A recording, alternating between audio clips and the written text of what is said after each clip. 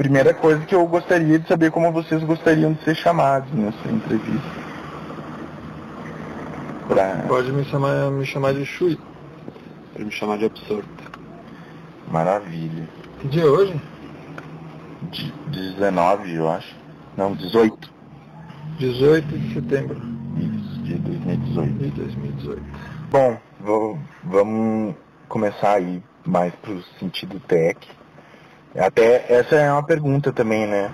Tech é um termo para se autodefinir? Porque a gente tem problemas assim com nomenclaturas, né?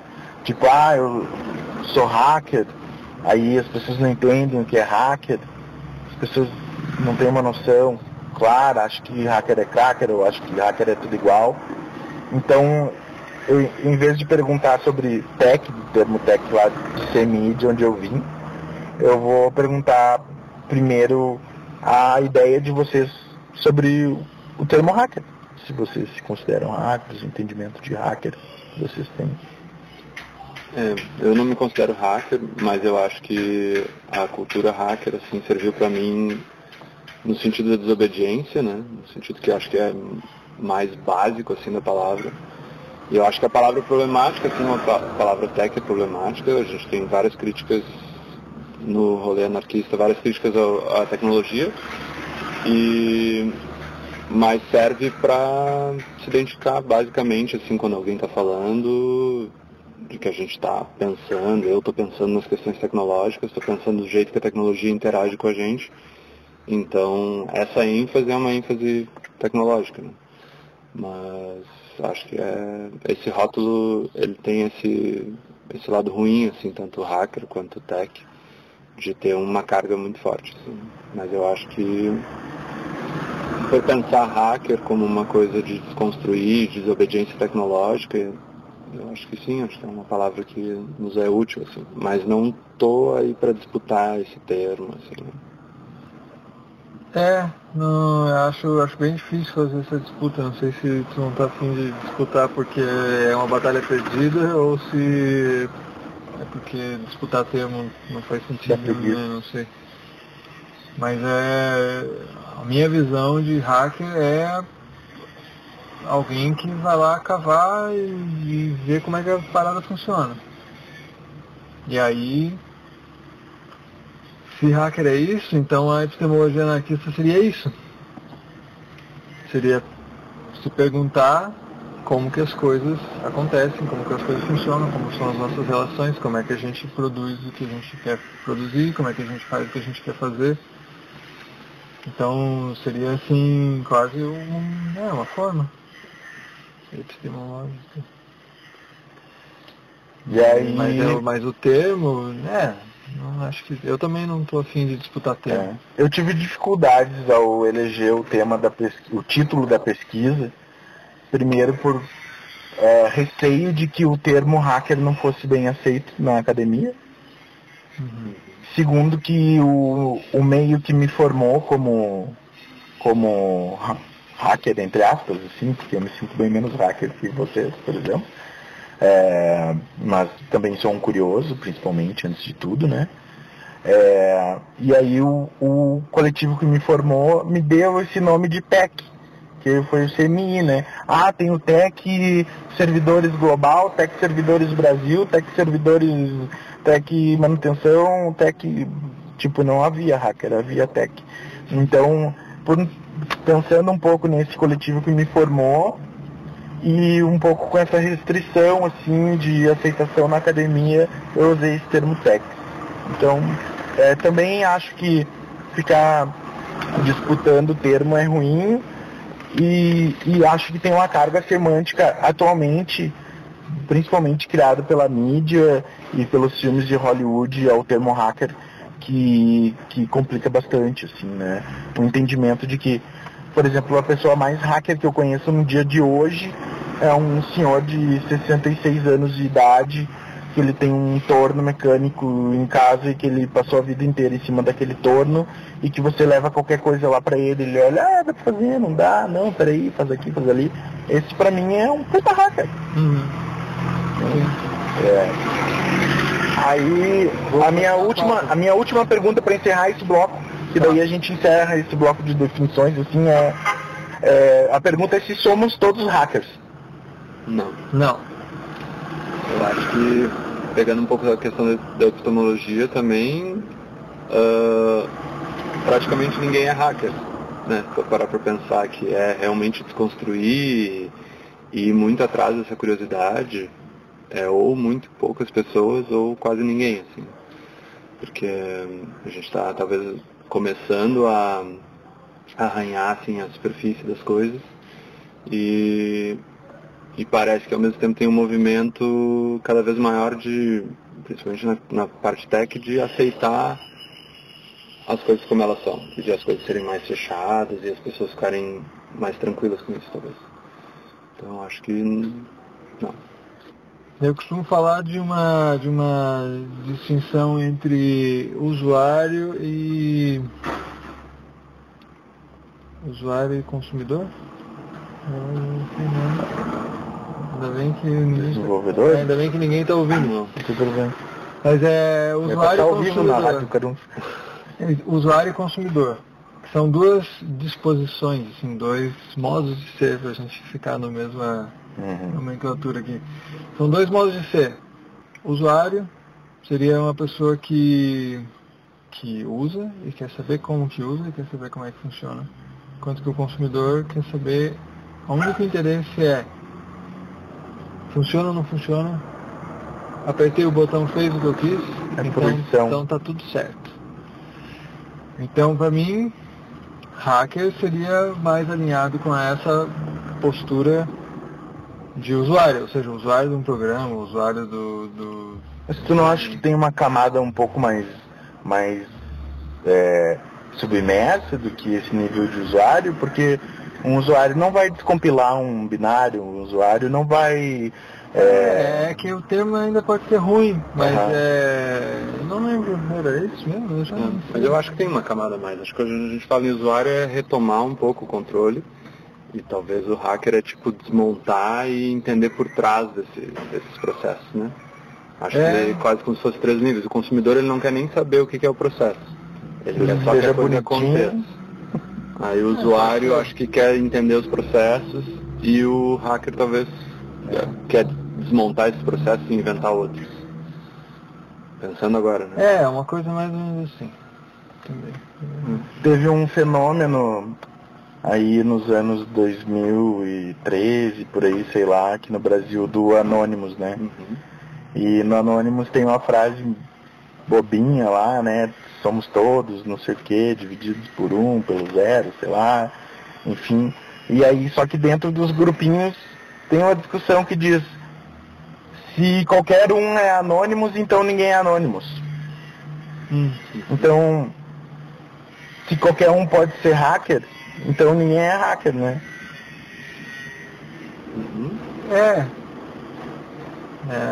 Não sei. Tu acha que fica uma coisa de clubismo, assim? Eu acho que é um problema grande do hacker, que é uma coisa de não querer também disputar esse termo. É que o hacker tem bastante essa coisa de clubismo, de quem controla a porta, de quem está dentro, quem não está dentro. É uma cultura bem tóxica, assim. É uma masculinidade tóxica e que está muito vinculada com a masculinidade que a gente tem aí na sociedade, de invasão, de não respeitar limites, assim, né?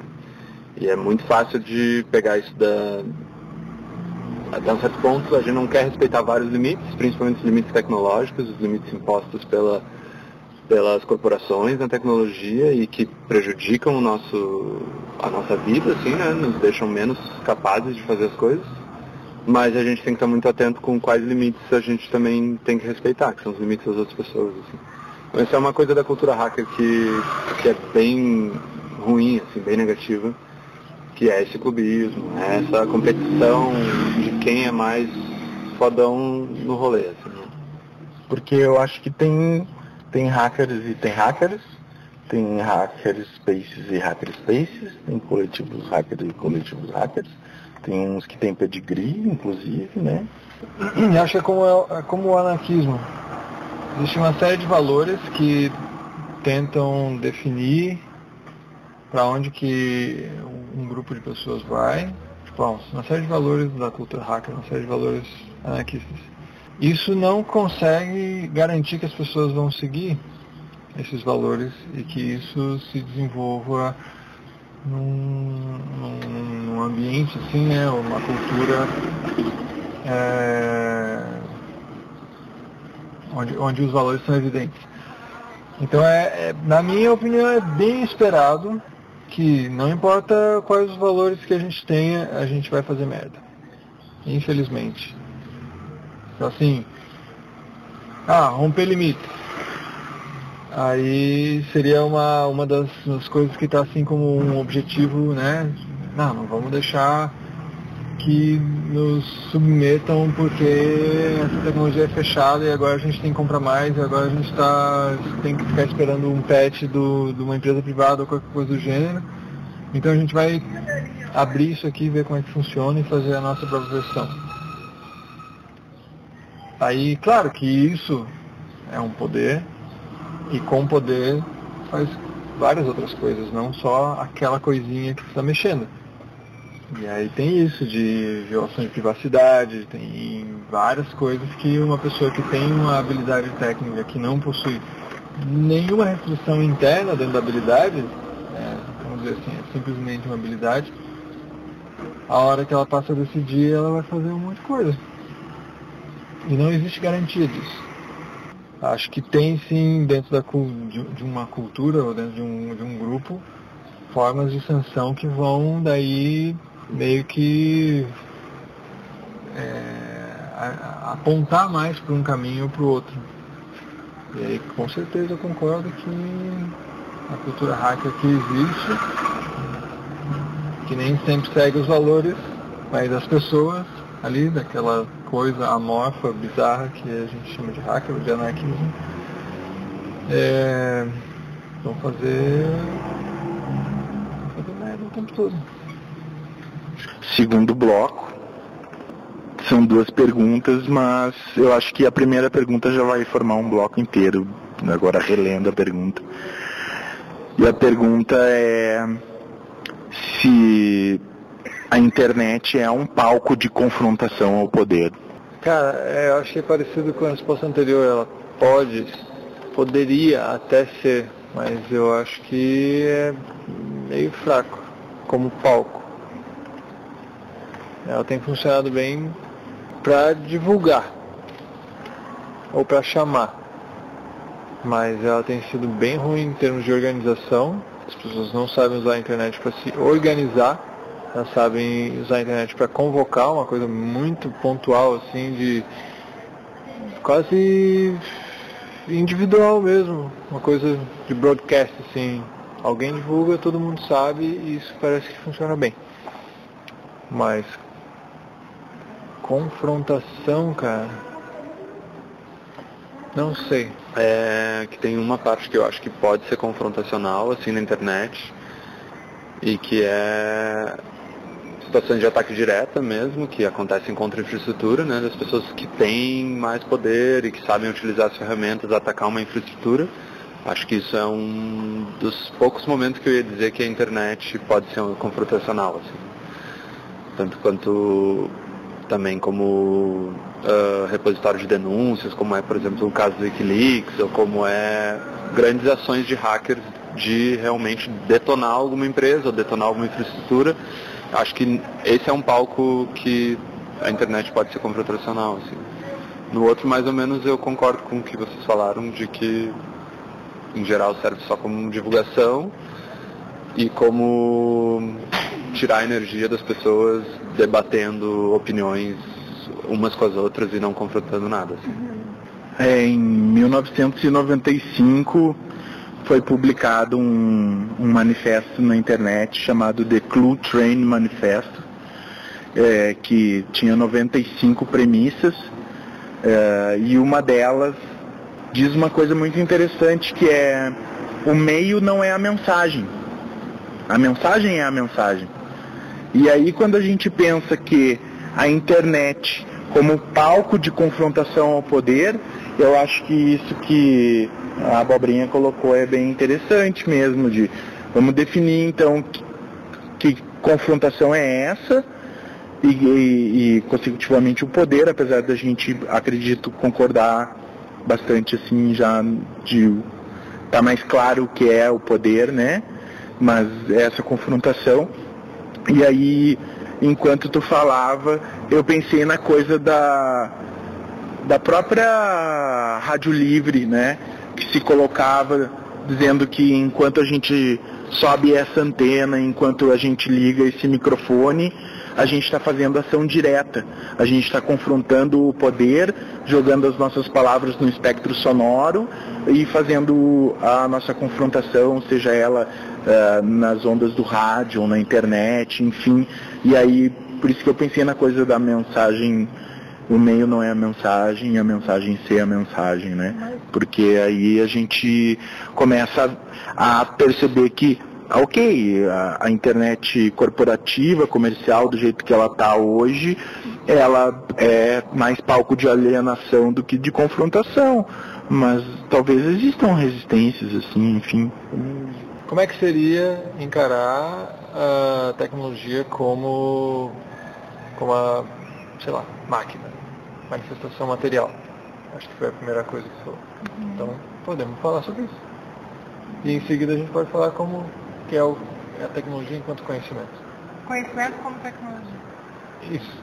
E, inclusive, sei lá, como é que é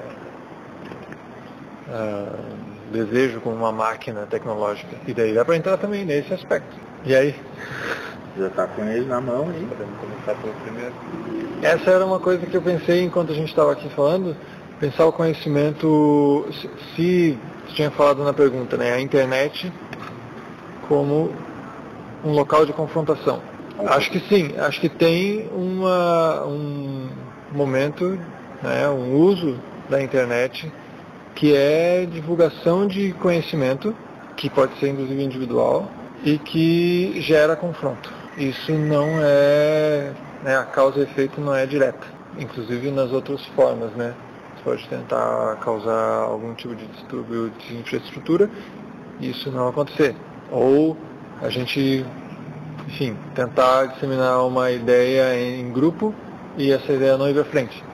Mas essa possibilidade está ali, né? Tu vai lá e divulga uma informação sensível sobre algo que é muito importante para o poder, sei lá, alguma coisa. E várias pessoas sabem e isso, de repente, se torna um problema grave para quem está no Estado, na prefeitura, numa corporação, vaza algum tipo de segredo industrial. Isso é uma forma, acho, que pode gerar confronto. Eu não sei se é isso. Pensando na tecnologia como conhecimento, eu acho que esse conhecimento vindo à tona pode gerar confronto. Não é que seja confronto em si. Eu acho que o meio através do qual acontece essa mobilização, disseminação e articulação, através dos recursos tecnológicos, entendendo a tecnologia como a máquina mesmo, acaba sendo um instrumento para a criação de novos conhecimentos, que vão estar imbuídos das características do meio através do qual esse conhecimento foi gestado.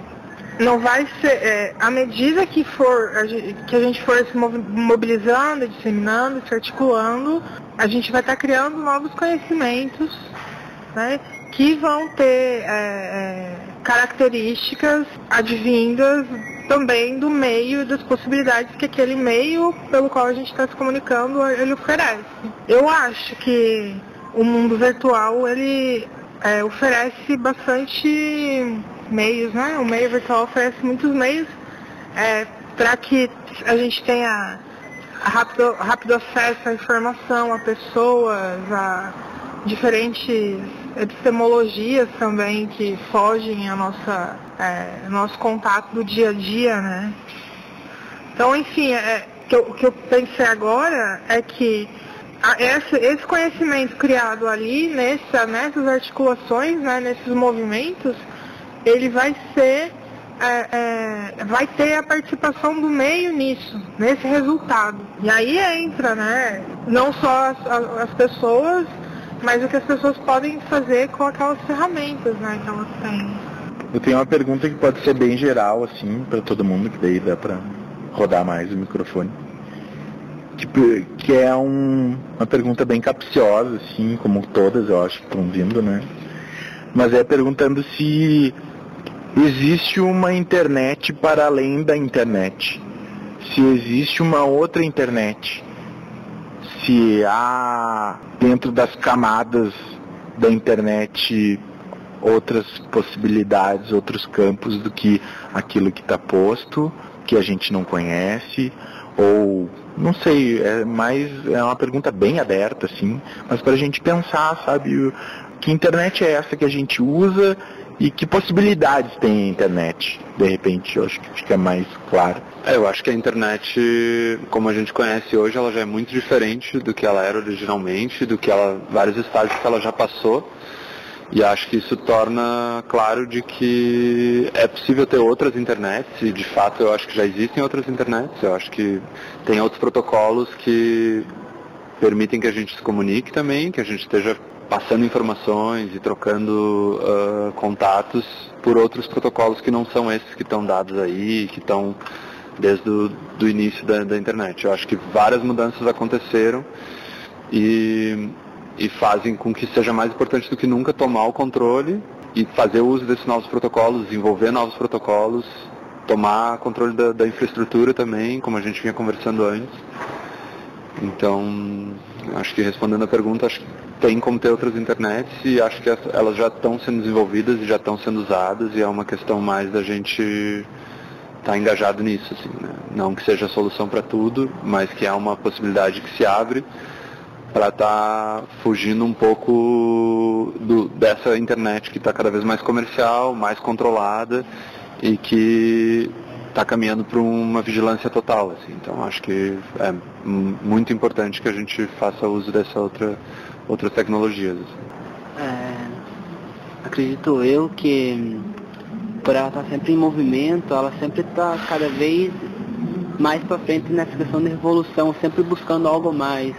Então, a pergunta que você fez, a questão se tem outras, eu acredito sim que deve ter outras e cada vez surgindo mais. Que no processo que está cada vez mais acelerado, nós ver cada dia está vindo mais e mais, eu acredito que deve ter outras e cada vez vai surgir mais ainda. E talvez essa privatização que cada vez está se colocando mais no próprio interior de cada pessoa, sabe? Às vezes está prejudicando mais, porque às vezes as pessoas estão pensando mais no seu próprio interior e querendo postar aquilo que às vezes sai do controle. Eu não sei muito bem, mas poderia ser pensar nessa que ela talvez tenha outras. Eu acredito que sim, realmente tem e vai ter cada vez mais ainda. Eu coloquei essa questão assim como uma questão bem capciosa mesmo, assim, porque é incrível, né, que a gente pare para pensar na história da internet, né, que surgiu como algo militar, depois virou algo acadêmico, depois virou algo de todos para todos, que todo mundo poderia usar, e que de repente então se tornou algo que a publicidade se apropriou e continua se apropriando e se apropriando cada vez mais. E então surgiram as corporações utilizando, e corporações específicas de internet.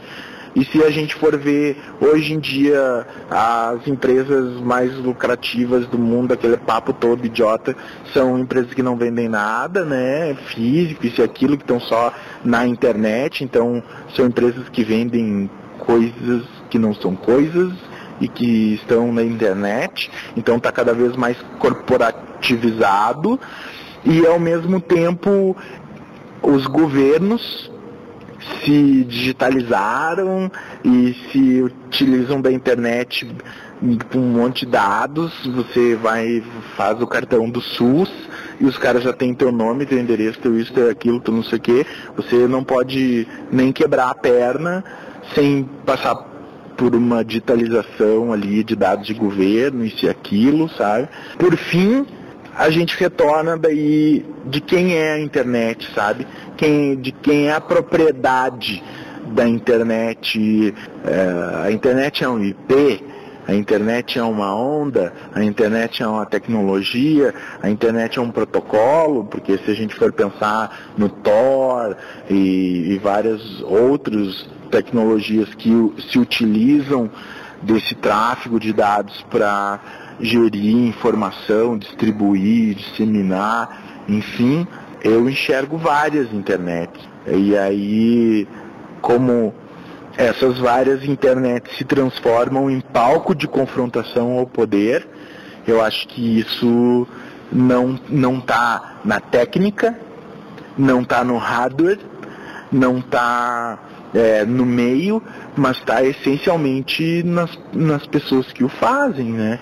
Essencialmente em quem põe a mão na massa para transformar essas internets plurais em confrontação. O que você estava falando me lembrou, né, da afirmação que a globalização não é uma via de mão dupla, né? As pessoas a gente fala, né, de pessoas, mas quem são essas pessoas, né? Nós somos pessoas politicamente engajadas, mas a gente também acaba falando por pessoas que não são, porque a liberdade que eu quero ela não é só pra mim, né? Mas quem são esses todos, né? De quem a gente está falando, e como esses outros grupos, né? Me colocando como esses grupos, vem essa mesma coisa, né? Vem essas possibilidades, porque é fácil falar em termos gerais, né? Difícil é fazer com que as especificidades dos grupos elas sejam abordadas por essa discussão generalizante, assim, né?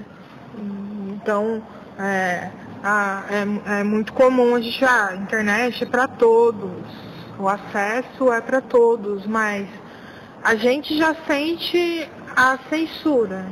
E quem utiliza a internet como um alimento da alienação já internalizou essa censura também. Então, quem são esses grupos que utilizam a tecnologia, enfim, né? Em parte a gente tem que partir do universal para tentar tratar do particular, né? Lidar com questões gerais para extrair das suas particularidades algo, né? Para ter um ponto de partida, e aí nesse caso todo início é arbitrário, né? Fica complicado mesmo, né? Se a gente for tratar cada uma dessas especificidades, dessas várias internets que a gente vê, ou que são possíveis, e naquelas que tem o dever ser, né? Também de um vir a ser, né? O que a internet poderia ser, talvez é outra pergunta já, né? Pensando na internet como uma infraestrutura, a internet que há majoritariamente é uma internet privada e que está na mão de algumas empresas que controlam os cabos, né? E esses cabos passam por lugares que estão sob uma legislação específica, no caso de um país, e a informação que então passa por esses cabos, ela vai passar pelo filtro dessas empresas e pelo filtro das legislações. E aí tem os interesses que estão envolvidos nas empresas e nos governos. Então sim, a internet ela tem um lugar físico onde ela acontece, ela não é só um meio digital, ela tem esse caminho físico que vai passando por uma pessoa, vai passando por outra pessoa, vai passando por, enfim, leis, né, também. E aí, isso é o que a gente costuma chamar de internet. Pensar a internet, se a gente usar a mesma forma de pensar rede de pessoas se comunicando e trocando informação, existem outras internets que não são desse tipo, que não são privadas, que são, né, aquilo que a gente tem visto se desenvolver com o protocolo Scuttlebutt, que as pessoas carregam as mensagens das suas redes de colegas e de pares e né, são a própria infraestrutura, ou seja, não vai mais passar por uma empresa, não vai mais passar por uma lei, vai passar pelo crivo das pessoas e dos grupos. Isso traz outras possibilidades, isso faz com que dê para fazer algumas coisas e não dê para fazer outras. Isso existe.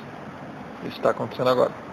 Pois é, esse problema da infraestrutura ser privada, da infraestrutura ser controlada e ela ser um gargalo por onde qualquer empresa, qualquer governo pode estar ali espionando, é um problema que tem suscitado cortando também, como aconteceu a Primavera Árabe, todo mundo usou a internet para se organizar, muito massa. Assim que o governo cortou, ninguém sabe mais como fazer, fica todo mundo correndo que nem louco. Então esse tipo de problema tem gerado soluções ou ideias, soluções, projetos, que um deles, por exemplo, é o Scuttlebutt, que é um protocolo onde as pessoas se comunicam e elas carregam, além de elas poderem usar a internet, a infraestrutura que existe, elas podem carregar essas informações sem infraestrutura, elas mesmas sendo infraestrutura, ou seja, eu me desloco, eu venho de Floripa até aqui, eu trago as mensagens que estão circulando em Floripa e compartilho com as pessoas que estão aqui, sendo eu a infraestrutura que faz a movimentação dos dados. Então, isso é muito bacana por vários sentidos, assim, além de não depender de uma infraestrutura que a gente não tem controle e nem capital para movimentar, ela também proporciona e estimula esse movimento e esse encontro, né? Que é uma coisa que a gente percebe e critica muito na internet que está dada aí hoje em dia. E tem vários outros protocolos que estão tentando pensar nisso, assim, né? E pensar também que se a gente utiliza esse tipo de protocolo, onde as pessoas estão engajadas ali na rede e elas não são passivas, aí tu muda o meio, tu muda o jeito que as coisas são feitas e também tu tem um potencial muito grande de levar isso para lugares onde não tem um interesse comercial de implantar uma infraestrutura e que talvez nunca tenha, porque as pessoas lá não têm um dinheiro para pagar. Então tu rompe com vários problemas da internet do jeito que ela está dada hoje, assim. Então eu acho que esse é um potencial grande, assim, da gente estar transformando as coisas, inventando outras formas da gente se comunicar e também repensando por que a gente se comunica, né? Porque muitas vezes hoje em dia a gente está usando a internet porque a gente está isolado e é do interesse também do sistema que está aí que a gente fica isolado e parece que está imbuído na tecnologia esse isolamento, assim. Então, romper com isso, acho que parece que é uma das primeiras partes, assim. Quando o João começou a falar de que as coisas estão cada vez mais rápidas e aceleradas, né?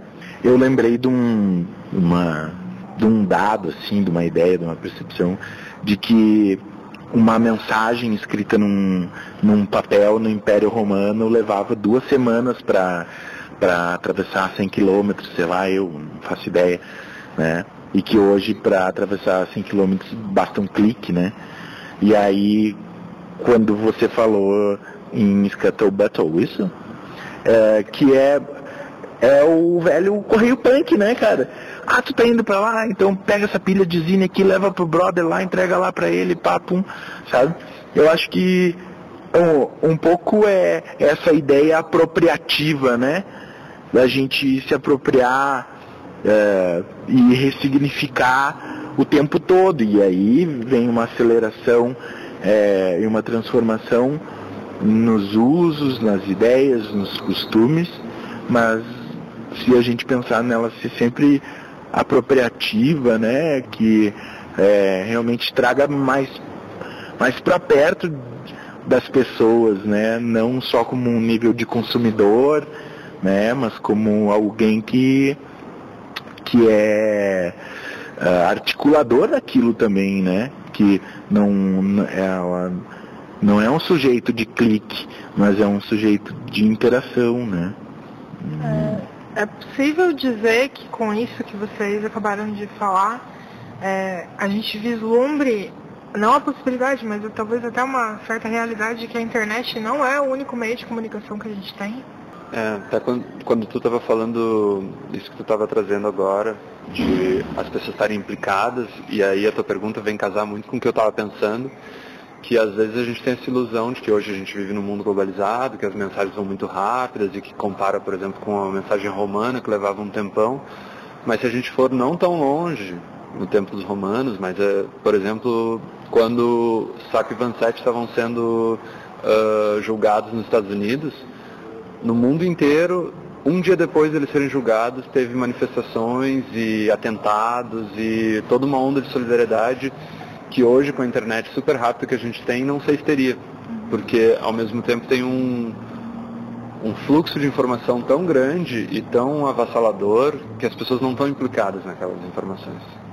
E parece que, então, respondendo um pouco o que tu trouxe, Abobrinha, acho que sim, acho que existe vários outros tipos, que pode ser Scattergood, pode ser Telegrama, pode ser o Correio Punk, pode ser várias coisas que podem passar pela internet ou não, podem ser altamente tecnológicas ou totalmente low-tech, mas a peça que está faltando parece que é mais a implicação na informação, né? É saber qual informação tu está procurando e qual informação realmente faz sentido na tua vida e no meio que tu está vivendo, assim, o que te empodera e o que só te deixa perdido num mundo de um monte de informação e zero conhecimento ou zero implicação, assim. Então, acho que, independente do protocolo, acho que os protocolos fazem diferença, mas não é só o protocolo. A gente conversou um pouco antes, já no início, sobre a palavra hacker e sobre o problema que a gente vê da palavra, mas pulando essa parte, assim, eu acho que eu aprendi bastante coisa desde que eu comecei a me envolver mais com o problema que é ter um computador, mexer nele, ter um certo controle sobre ele e poder usar ele como uma ferramenta e não ser usado como uma ferramenta, assim, pelo computador. E isso tudo foi o que me levou a me interessar por assuntos relacionados a hacker, assim. Parece que o vetor que me levou para esse caminho é muito mais de querer me autodefender, querer proteger a minha segurança na internet, querer proteger a minha privacidade. E isso é tão difícil que me levou a ter que ter muito conhecimento ou buscar mais conhecimento e tentar me aprofundar nas coisas para tentar me proteger e proteger as pessoas que estão ao meu redor e aumentar o meu espaço de trabalho, assim, né, seguro. Então, é meio que um caminho inverso, assim, né, não foi porque eu achava isso massa ou porque eu tinha um interesse já muito antigo, assim, é uma coisa até recente, de começar a usar sistemas operacionais livres e começar a ter que aprender a mexer nisso para poder ter um pouco mais de autonomia, assim. E aí, buscando essas informações, vai se interessando e vai cada vez lendo mais, assim. Então, acho que é mais ou menos esse o caminho que eu, pessoalmente, tive, assim. Eu comecei a mexer nas coisas, nesse sentido de hacker, assim, de desmontar, ver como é que funciona, tarará, há bastante tempo. Acho que desde criança já desmontava tudo e tentava ver o que tinha por dentro e refazer. De repente veio o computador e não... Aí um amigo falou, tem aí um negócio pra gente se comunicar, o modem. Então vamos ir atrás desse tal desse modem e como é que instala? Vai levar numa loja? Não, pode deixar aqui, eu sei como é que desparafusa aqui atrás, a gente vê aqui onde é que encaixa e encaixa lá do jeito que entrar e bota pra funcionar e funciona. Então, acho que desde que apareceu o computador lá em casa, eu já quis me enfiar dentro dele assim para ver como é que as coisas estavam acontecendo lá. Vou ser bem sincero, eu não aprendi muita coisa nesse aspecto, porque eu não sei, não tive muitas descobertas, assim, fiquei só num nível bem superficial desse aprendizado, eu acho. Só muito mais tarde é que eu vim a aprender um pouco mais de programação por causa do trabalho e depois a entender mais sobre segurança e rede com o CMI e coletivos assim, MPL, coletivos porque a gente precisava ter um nível um pouco mais forte de segurança. E aí depois vem a história do coletivo, né? Que a gente começa a pensar muito, muito fortemente em termos de segurança, tem a denúncia do Snowden, e isso desperta uma consciência bem forte na gente, enfim, em mim, em 2013. a gente já vinha conversando bastante, o Wikileaks estava aí, e chegou um momento que, vamos dar as oficinas, né? Vamos chamar mais gente para estar junto com essas, pensando e entendendo o que significa estar numa rede de computadores e falando as coisas e pesquisando coisas. Então, assim, não sei. Por isso que é estranho, né? Quando a gente volta lá para trás, o que é ser hacker? Será que isso é ser hacker? Sei lá. Não é o estereótipo tradicional do que é um hacker. Então, acho que até nem funciona muito bem. E essa coisa do aprender, Tui? Porque a pergunta é mais ou menos o que eu aprendi sendo hacker, né? Tá. E isso é uma coisa que te move, assim, sabe? Tipo, cara, eu estou aprendendo isso ou é o efeito pela causa, sabe? Tipo, eu preciso aprender isso para... Não dá pra saber o que vem primeiro, na real. Mas, como eu disse, desde sempre eu tenho essa coisa de que eu preciso mexer nas coisas pra ver o que tá acontecendo ali. Então isso, obviamente, a gente aprende muito. E aí fica até estranho, como a gente fez hoje numa mecânica, pedir para um cara consertar um troço para ti. Porque... só porque a gente não conseguiu consertar depois de ter aberto o carro todo lá e, enfim, mexido nos troços tudo e falado, pão, não consigo. Não sei se foi a questão... Acho que isso já estava em mim muito antes de eu pensar em computador. Antes de pensar em internet ou segurança da comunicação, assim. Uma curiosidade, não sei, uma postura de aprendizado. Não consigo ver como é que eu fui estimulado a isso. Não sei se isso foi estimulado ou se isso brotou de outro lugar. Não sei. Aí já é uma pergunta um pouco diferente. Mas hoje tu vive 100% hacker, digamos assim.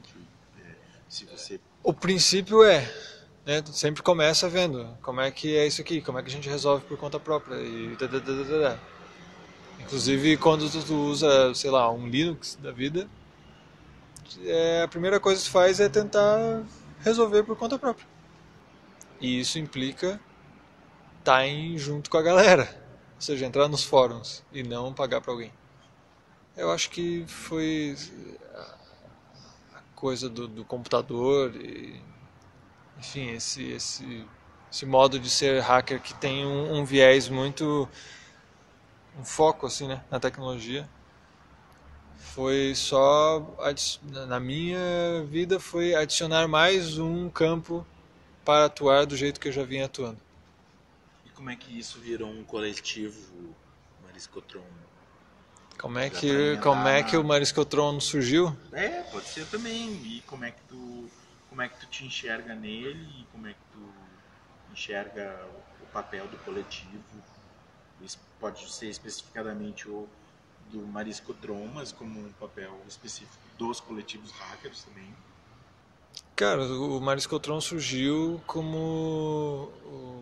surgiu de uma ideia de fazer oficinas de segurança, assim, segurança da comunicação. Então, era meio que formar um grupo que tivesse interesse nesse tema e que pudesse despertar consciência nesse tema. Cara, o coletivo, na minha visão, o Mariscotron tinha uma ideia tinha um objetivo de proteger pessoas individuais, assim, pessoas como indivíduos, ou seja, tu consegue criar uma barreira entre tu e o resto do mundo, que é o coletivo. Isso faz com que a gente consiga se proteger mais, ainda mais numa situação onde a vigilância começa a pegar qualquer pessoa que fale sobre vigilância como um possível inimigo. Então, o coletivo ele vem assim como, sei lá, uma fachada. Assim. Quase como um nome jurídico, né? Onde ninguém pode fazer nada com aquilo. Mas com as pessoas a gente poderia. Essas pessoas não existem, porque o que está público é o coletivo. Então, eu acho que os coletivos têm essa função. Um coletivo hacker, eu acho que tem O Mariscotron, enquanto um coletivo hacker, tem também uma função de despertar consciência, de fazer treinamento em relação a conhecimentos específicos e também ajudar as pessoas a fazer as coisas que elas precisam fazer e que elas não sabem ainda. Eu entrei no Marisco um pouco depois do surgimento, assim, quando eu entrei o coletivo já estava bem com essa definição de fazer formação de cultura de segurança, tentar juntar os coletivos e fazer esse trabalho que a gente via e segue vendo, que muitos coletivos que estão engajados politicamente não estão pensando nisso com um aprofundamento suficiente, assim. E que, de uma certa forma, por a gente estar estudando isso, estar trabalhando com isso, a gente pode estar oferecendo algum tipo de auxílio, algum tipo de formação nessa área, assim.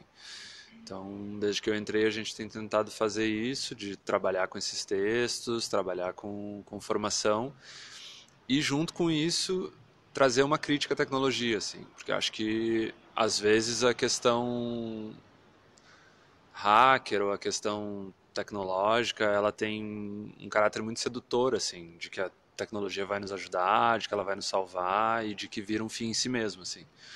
E eu acho que a gente sempre, nas nossas conversas, tenta trazer isso, assim, mesmo que nos últimos tempos a gente tenha focado mais em formação para coletivos, a gente trabalha muito com textos e materiais que trazem essa crítica, assim. Porque quando tu começa a perceber o aparato de vigilância que a tecnologia se transformou e meio que como se isso fosse embutido na tecnologia no jeito que ela tá hoje, tu começa a perceber que a tecnologia tem um problema, principalmente a tecnologia informatizada, essa tecnologia contemporânea, como a gente conhece ela tem um problema grave, que é um problema ligado ao capitalismo e que está detonando com o jeito que as pessoas se relacionam, com o jeito que as pessoas se expressam. Então, essa crítica ela vem junto assim com a formação, né? Ela vem... E eu acho que isso talvez seja uma diferença do Mariscotron para outros coletivos que eu já vi por aí na internet, ou que estão trabalhando mais com a questão hacker de desobediência tecnológica, de mexer nas tecnologias que estão aí, mas não de ter uma crítica muito forte, talvez, à tecnologia, assim. Então, acho que esse é um ponto que para o Mariscotron tá bem presente, assim. A tecnopolítica é um campo de crítica, assim, que a gente sempre tenta colocar, né? A política e a tecnologia, elas estão imbricadas. Toda tecnologia, ela possui valores embutidos. Toda tecnologia, e principalmente tecnologias assim que mexem com a subjetividade, né? Diferente de um martelo, talvez, trabalha tanto com a tua subjetividade, mas enfim, todas as tecnologias elas foram feitas por alguém e elas tinham algum tipo de fim. E quando tu olha a internet, muita gente fala assim: ah, não, é só uma ferramenta, tu vai lá e usa do jeito que tu quiser. Aí tu fala: não, tu não usa do jeito que tu quiser. Simplesmente não é assim, né? E até a Bobrinha estava falando disso antes. Existem várias limitações ao que é possível.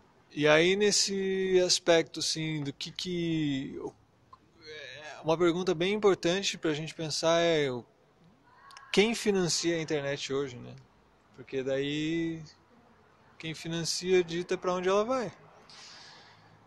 E aí os valores estão aí. Então, assim, e se tu pegar ainda por esse lado da ferramenta, assim, né? A internet é uma ferramenta e tal. Vou dar o exemplo que eu sempre dou. Se tu pega um martelo e martela um prego na parede e larga o martelo em cima da bancada, o martelo para de martelar. Ele precisa de alguém para ficar martelando. Agora, como é que ficaria essa questão se tu usasse a mesma metáfora da ferramenta para a internet? Ou para uma rede social, Facebook, Tinder, sei lá o que. Tu vai lá e clica e faz as tuas escolhas, dá os teus likes e de repente tu sai. O que acontece? A ferramenta continua funcionando sem tu, porque aquilo tem vida. Aquilo acontece, é um outro teu, é um sósia, sei lá o que. Tu tem pouca influência sobre o que esse sósia faz, mas esse sósia influencia muito aquilo que acontece contigo. Então, assim, isso não é uma ferramenta do mesmo jeito que a gente pensa classicamente uma ferramenta. Não dá para dizer que isso é uma ferramenta e tu faz tudo o que tu quiser com ela. Inclusive as ferramentas clássicas, tu não faz o que tu quiser com elas. O martelo não serve para, sei lá, não sei, para arrebitar, para até carpia dá. Amarrar um tênis, não dá. Mas tu pode fazer várias coisas, claro, além de pregar. Só que o que sempre acontece é, uma vez que tu larga o martelo, ele para de martelar. Bom, primeiramente eu agradeço, nem imaginava que um dia a gente pudesse ter essa conversa assim, sabe? Eu tinha pensado em escrever essas mesmas perguntas e mandar por e-mail. Talvez algumas pessoas já se prontificaram a fazer isso, mas eu acho que cara a cara a coisa fica muito mais rica, né? A gente poder ouvir a voz do outro, ver o outro, e isso é muito legal.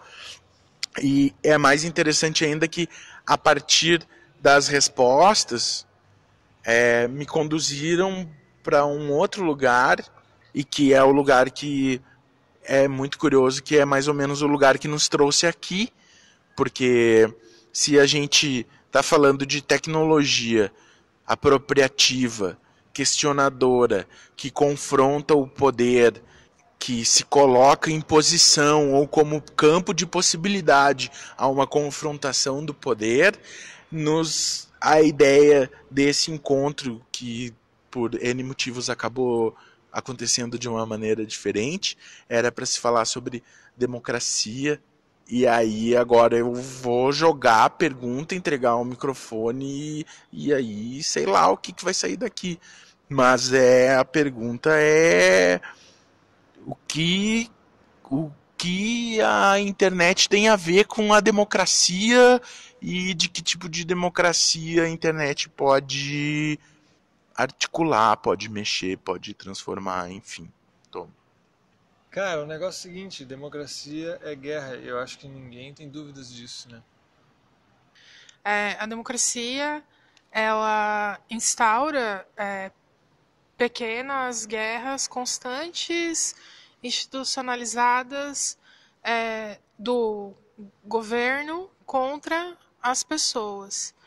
E né, essas pequenas guerras, né, essas pequenas instâncias em que certos corpos, certas pessoas estão em constante guerra contra os processos normalizadores, né, as normas da sociedade, para que você faça parte daquela sociedade e seja atribuída a você cidadania. E aí, supostamente, você sairia desse lugar de guerra. Mas a pessoa me tira o troço desse aí, quer que eu continue com o fluxo, né, de pensamento. Tecnopolítica. Mas, enfim, a minha contribuição muito possivelmente vai para esse lado de que nós estamos em constante guerra. Existe uma guerra contra a nossa existência o tempo todo. Porque justamente pela questão de que é definido o exterior, né? Tipo, aquele que se deve combater, para que se possa compreender de maneira vaga e rapidamente mutável aquilo que não vai se combater. Mas como a gente sempre está, de alguma maneira, com a nossa existência em risco, eu não vejo a democracia como, sabe, um momento em que todo mundo vai ter voz. Isso não existe. A representação é uma coisa também que é um balela, isso aí também não existe, né? O que existe é darem um nome de guerra ao confronto entre nações, né, entre fronteiras, de governos, né, que têm esse poder centralizado, mas essas guerras internas contra a população, contra os indivíduos, contra os corpos, contra as pessoas ali, é o que sustenta o governo. Sem elas, essas guerras esses governos não se sustentariam. Então a minha contribuição ela vai vir nessa linha. Então é necessário que exista a precarização da vida para que esse sistema ele se mantenha. É necessária a precarização de certa forma, de maneiras específicas, de vidas específicas, de corpos específicos para que o sistema se mantenha. Então eu acho que democracia e guerra são duas coisas que se complementam continuamente. E a internet depende. Aí que tá, cara. O que é a internet pra mim, o que é a internet pra você, entende? O que é a internet pra mim é bem diferente da internet que eles me apresentam. Hoje, pra mim, já há algum tempo, a internet é uma maneira de eu conseguir as informações que eu preciso de outros lugares, de outras pessoas, para eu construir o meu pensamento e fazer as minhas intervenções. Mas eu não participo hoje, ainda bem, de redes sociais, não bato boca com as pessoas têm que me procurar. O que a internet tem sido na minha prática hoje é a maneira como as pessoas têm de me encontrar, para me chamar, para ir em algum lugar, para falar o que eu tenho que falar. Porque já há algum tempo eu me recuso a falar na internet, nas redes sociais, porque eu acho que leva, às vezes, a algum lugar. Mas a onda contrária ela é tão forte que eu não vejo motivo para eu desperdiçar a minha disposição, rebatendo coisa, batendo boca. Prefiro estar fisicamente em outros lugares, olhando na cara das pessoas, né? Mesmo eu não sendo muito boa com um improviso ali, um negócio de repente, assim, especialmente com o microfone. Mas eu acho que tem sido a melhor forma, sabe? Tipo, a internet é o telefone, sabe?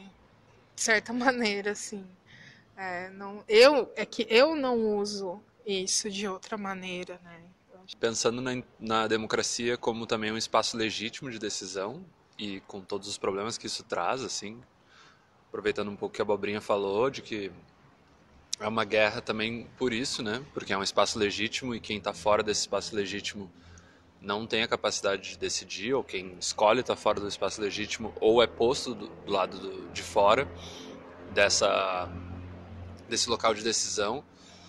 Eu tenho visto assim uma relação com a internet muito assustadora e terrível, que é de esse sonho de uma democracia global, que é, por exemplo, o que o Zuckerberg está querendo que o Facebook seja, e outras plataformas já vieram tentar ser, que é isso, de elevar ao cubo essa premissa da democracia de que ela é totalizante e de que todo mundo está incluído e todo mundo vai poder decidir, e se todo mundo vai estar incluído na decisão, o que a maioria decidir vai ser ainda mais do que já é hoje, e não questionável, assim, né? Vai ser tipo cada vez mais tirânico, essa maioria vai ser cada vez maior e mais sinistra, assim. E principalmente se for pensar que não é uma tecnologia inclusiva, né? Uma tecnologia que todo mundo tem controle. Então eu acho que a democracia já é ruim e parece que ela vai ficar pior ainda.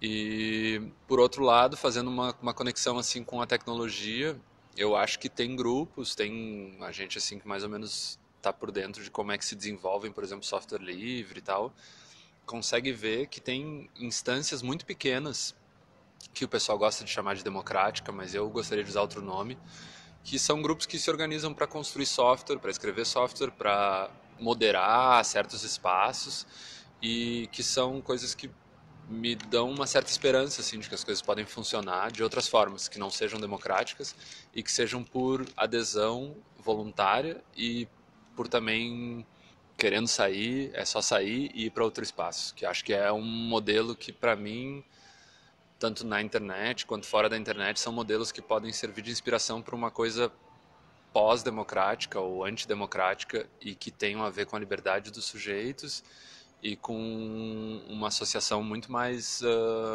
sei lá, benéfica, muito mais que nos permita ser mais livres e conseguir eliminar a autoridade, assim. Então eu acho que mais uma vez é um terreno de uma disputa gigante, assim, e que não é uma disputa muito diferente da disputa que a gente está vendo aqui no mundo de carne e osso, assim, né? É uma disputa que se dá no mundo virtual de uma forma um pouco mais exacerbada, mas que é uma disputa que está rolando aqui também e que a gente tem que estar, né, pautando isso, assim, né? De o que a gente quer. A gente não quer democracia, porque democracia é guerra, a gente quer uma outra coisa e acho que a gente tem que estar criando esse imaginário, assim. Eu vou falar da internet de novo como uma infraestrutura. Ela é uma infraestrutura de comunicação e informação. Então, uma das evidências, não é a única, essa não é a única também, não é a única forma de ver a internet, mas vendo por esse aspecto, uma das evidências de que a democracia é guerra é como que tu consegue controlar uma guerra à distância. Através da internet, através de um sistema de comunicação via satélite, via cabo, que faz da mesma forma que tu escreve, e aí, você quer tecer? O cara vai lá e aperta, e aí, joga uma bomba na coordenada XY. Isso é via internet. Essa infraestrutura de comunicação e transferência de dados faz isso. É o mesmo fiozinho que manda, oi, quer tecer? É o mesmo fiozinho que manda, joga uma bomba na coordenada XY. Eu acho que essa questão da citacionalidade, ela é muito significativa mesmo na internet e a gente deveria estar olhando isso com muito mais profundidade do que meramente ficar na espuma da superfície das coisas, né? Além de a gente tá falando da internet como espaço, isso eu pensei agora, é mais um questionamento, assim.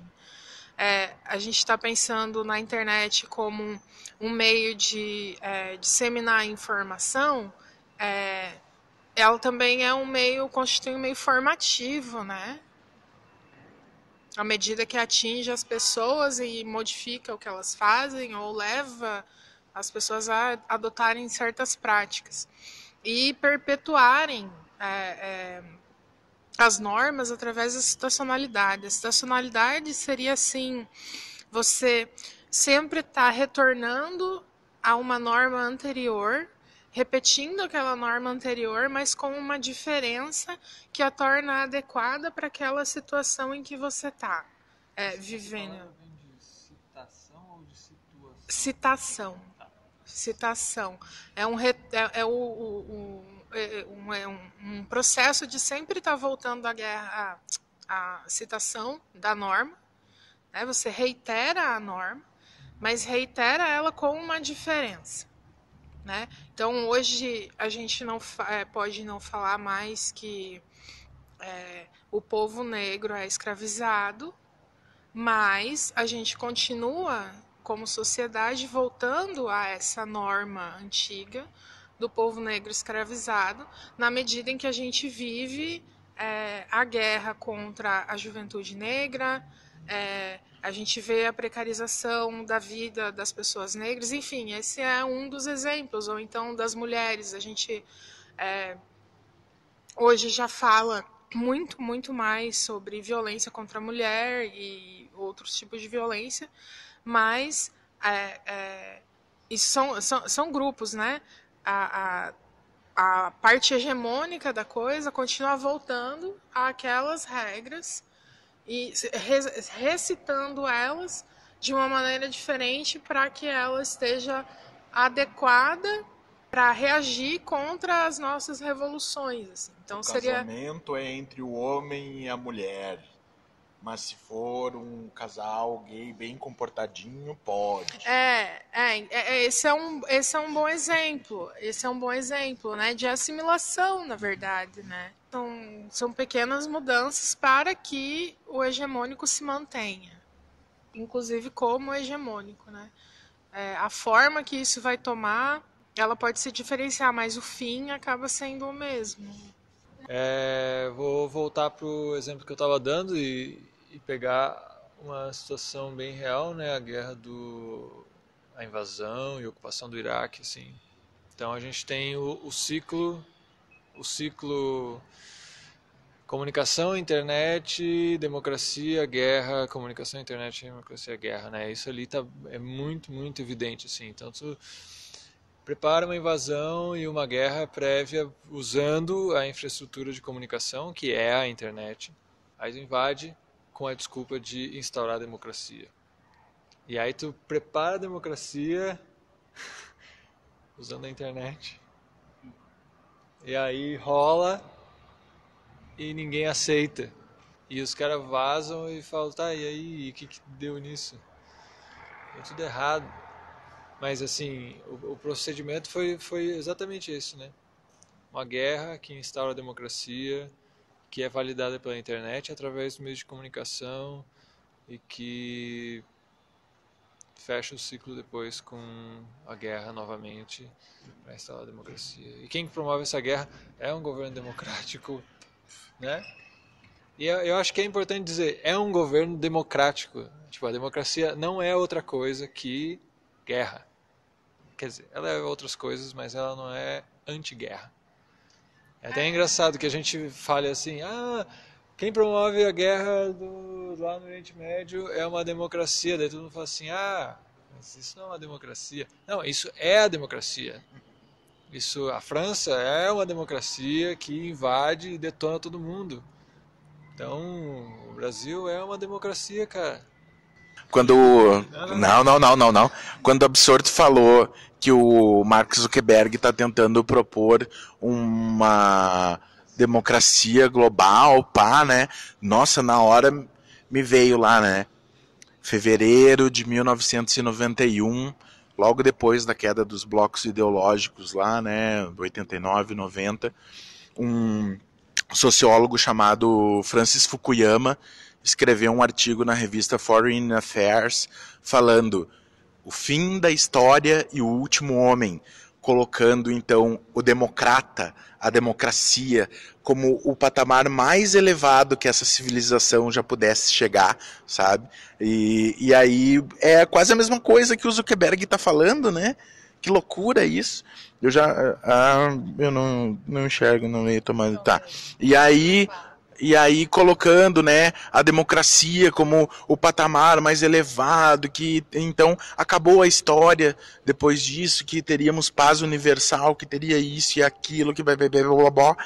E aí então, no mês seguinte, na mesma revista, na Foreign Affairs, o Samuel Huntington questionou toda a ideia de democracia, dizendo que, não, cara, o que acabou foram os blocos ideológicos. Agora a gente tem as linhas de fraturas locais, a gente tem as linhas de fraturas econômicas, a gente tem as linhas de fraturas étnicas, territoriais, e o mundo vai se tornar ainda mais guerras, só que guerras menores, não a guerra do capitalismo contra o socialismo, mas a gente vai ter mais e mais e mais guerras. E aí vem o Zuckerberg propondo internet.org para levar a internet para a África, e aí a gente pensa assim, sabe, tipo, que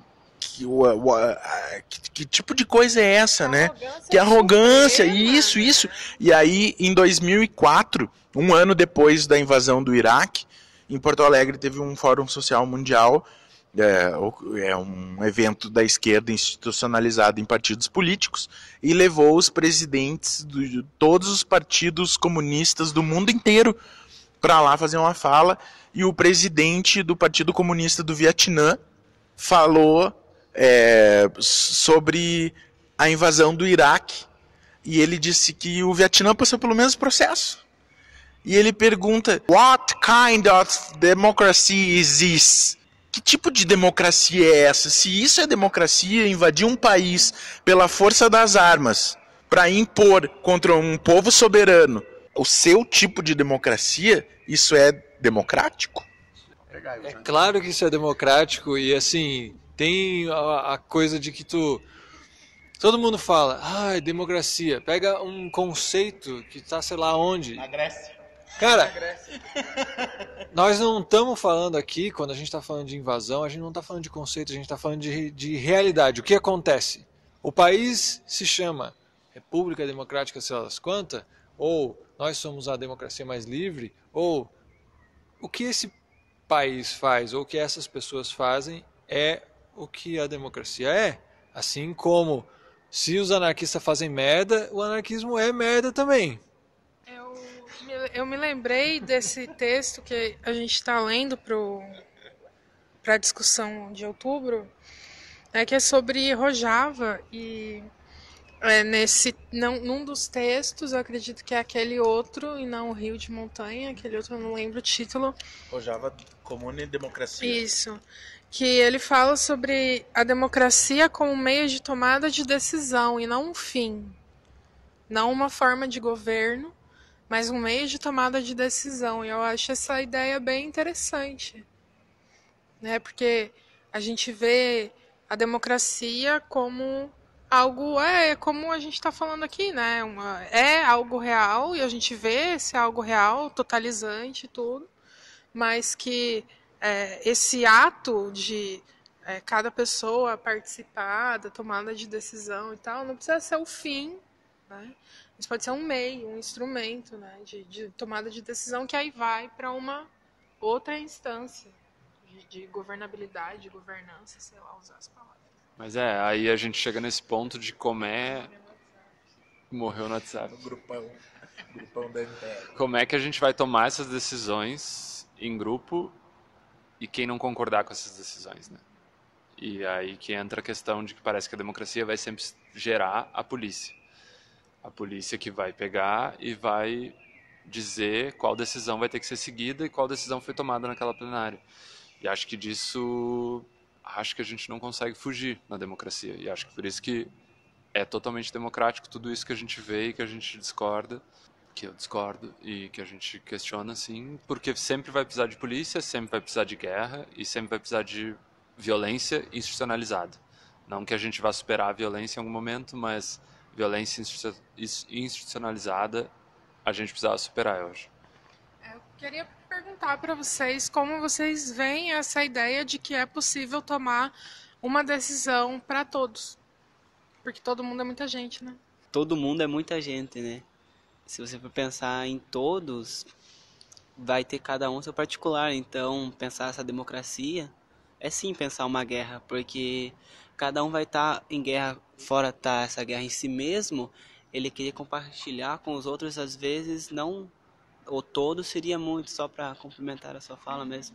Não tem como existir, como até Platão coloca, que ele tenta separar os povos na terceira fase dele, é onde ele coloca o livro, o político. Ele tenta achar uma forma de estabelecer, separar os povos, até usa como ovelhas para tentar dar exemplo, mas mesmo assim ele não consegue chegar a um grupo, e sempre porque vai ter seu individual de cada indivíduo. Então seria essa democracia, às vezes não. O cidadão na Grécia, ele tem apenas um objetivo, porque o cidadão para a Grécia é só aquele que pertence à polis, que é ateniense.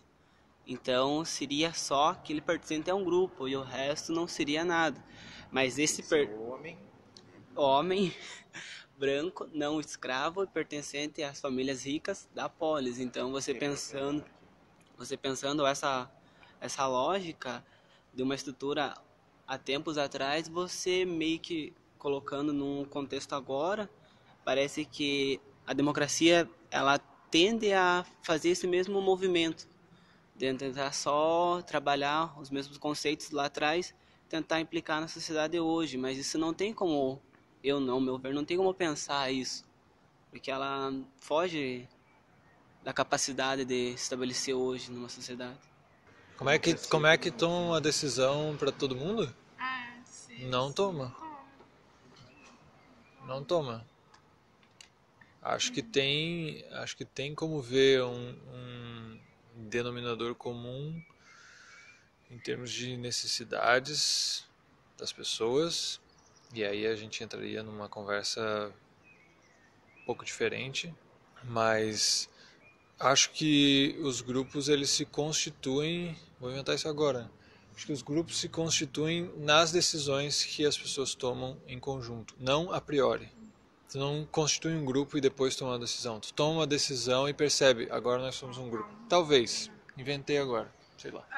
Eu também inventei um negócio agora, não sei, pode ir. Não, é uma decisão primeiro a posteriori, né? Seria primeiro uma questão a posteriori. Primeiro você ter um exemplo de algo, ou você ter uma expectativa, não essa questão a priori de primeiro surgir o grupo, para depois ter... Primeiro eu acharia que tinha que ter, não sei eu, mas a experiência do grupo seria, ao meu ver, mais instigante do que a formação. Sei lá como é que poderia explicar isso, mas é mais ou menos só. Com isso que a gente está falando, eu comecei a pensar na democracia como uma forma de criar, autorizar e legitimar diferenças. E com essa legitimação, gerenciar as guerras necessárias para sua própria manutenção.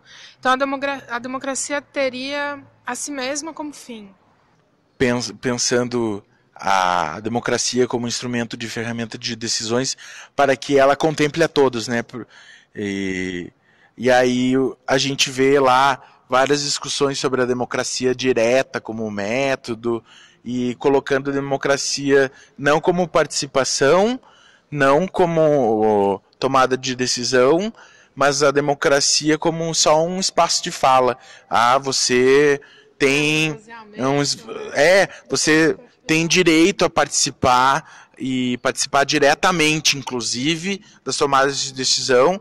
E aí aqui eu vou falar algo muito maluco, assim, que lá na Ocupa da Grécia tinha 1 milhão de pessoas na praça, e na uma das assembleias 300 mil pessoas utilizaram a palavra na assembleia durante 3 minutos cada uma, e levou dias a assembleia, e eu não tenho registro do que foi falado lá, mas eu me questiono que tipo de democracia foi aquela também, né? Onde se construiu um grande espaço de resistência, com hospitais ocupados, com praça ocupada, com estruturas de governo ocupadas, para se discutir o seu papel ali como partícipe daquela ideia de democracia, né? Pô, é para todos? Não, não é.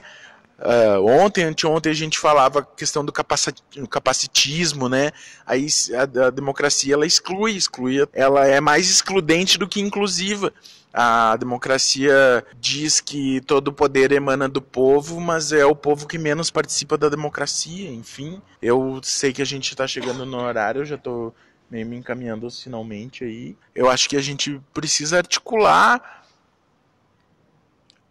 mais essas questões e pensar também qual é o nosso papel nisso tudo, seja enquanto ferramenta, seja enquanto metodologia, seja enquanto técnica, seja enquanto ideia. Se a gente não esticar os braços em direção a uma transformação, a um questionamento, a uma confrontação, a gente vai ser sempre o consumidor que aceita as coisas clicando e senta na televisão passivamente a tudo, né? Eu acho que é isso que a democracia espera da gente, né? Que a gente fique ali de usuário e cada vez, talvez uma democracia ainda digital e super moderninha, onde tu vai votar em quem tu quiser no Facebook e acabou o teu papel e tu pode cair fora.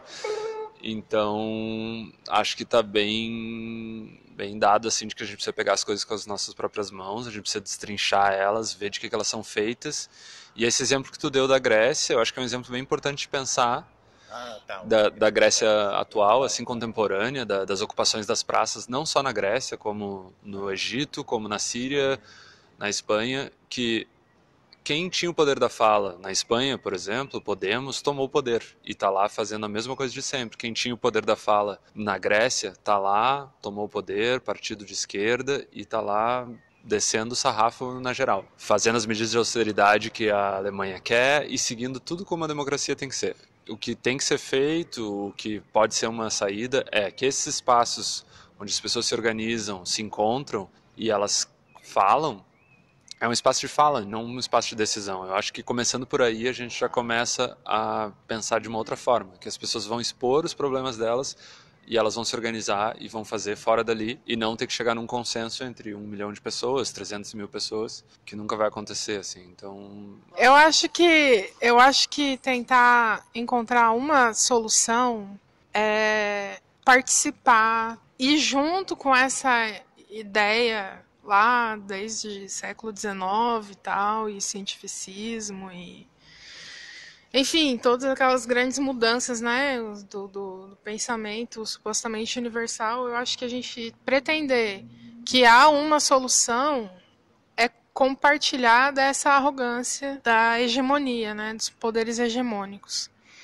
Então, a meu ver, eu acho que essa ideia de que os grupos se constituam a partir da identificação de uma necessidade, por exemplo, que as decisões sejam tomadas a partir desses grupos e que haja a possibilidade de que esses grupos tanto compartilhem informações, mas também que as pessoas possam transitar entre diferentes grupos de acordo com as diferentes necessidades e também de acordo com as diferentes coisas que a gente pensa. Não só num contexto ocidental e europeizado, como é o nosso, né? A gente não pode pretender que uma decisão tomada através do pensamento de pessoas que estão num contexto X vai servir para as pessoas que estão num contexto Y, até porque existem diferentes epistemologias e existem grandes diferenças que não podem ser suprimidas na maneira como as pessoas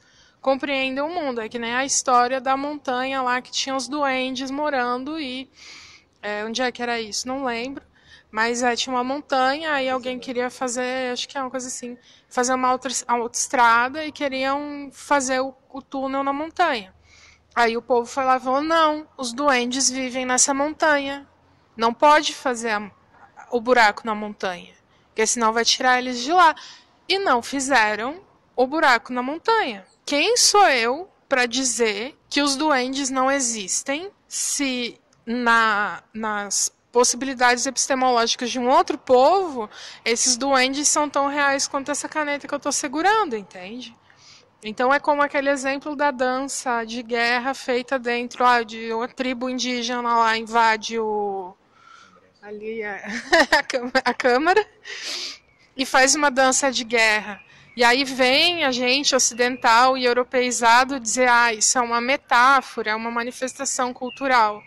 Quem sou eu para diminuir o potencial dessa compreensão que inclui uma dança de guerra como forma legítima de entrar em batalha contra aquilo que está tentando te oprimir?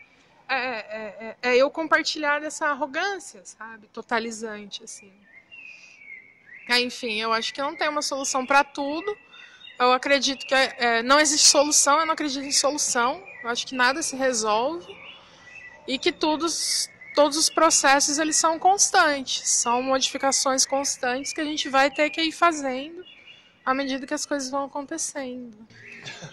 Muito obrigado.